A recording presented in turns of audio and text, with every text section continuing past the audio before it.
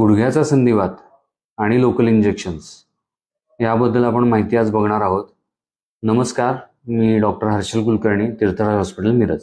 तर बरेचदा degenerative osteoarthritis म्हणजेच गुडघ्याचा संधिवात, तर ह्या सिच्युएशनमध्ये लोकांची शंका असते की आम्हाला गुडघ्यातलं इंजेक्शन कधी घेऊ शकतो आम्ही, किंवा त्याचा खरोखर किती उपयोग आहे. तर येस, डेफिनेटली आपण गुडघ्यातले इंजेक्शनचा ऑप्शन कन्सिडर करू शकतो.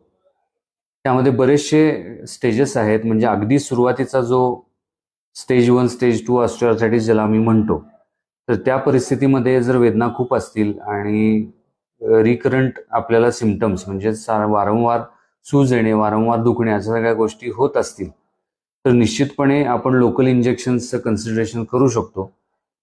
तर त्या बाबतीतले कुठले इंजेक्शन्स आहेत आणि कुठले आपण घेतले पाहिजेत हे मी तुम्हाला सांगणार आहे. तर नक्कीच त्यामध्ये स्टिरॉइड इंजेक्शन्स कधी कधी लोकांनी ऐकलेलं असेल. तर हे लोकल औषध असतं आणि फक्त सांध्यापुरतं मर्यादित त्याची ॲक्शन असते. तर काही सिच्युएशन्समध्ये काही प्रमाणात डॉक्टरांच्या सल्ल्यानं हे इंजेक्शन तुम्ही घेऊ शकता, पण डेफिनेटली स्पेशालिस्टनं रेकमेंड केल्यानंतरच हे तुम्ही घ्या. आणि डिरेक्टली आतमध्ये सांध्यामध्ये हे इंजेक्शन केलं जातं.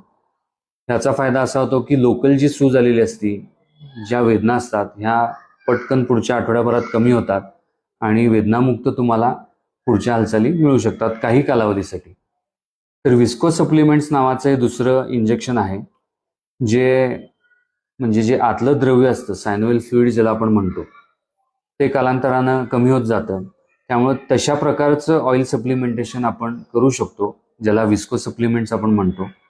तर ते 6 मंथली 1 इंजेक्शन असं आपण केलं तर त्याचा काही प्रमाणात फायदा स्टेज 1, स्टेज 2 ऑस्टिओआर्थरायटिसमध्ये होऊ शकतो.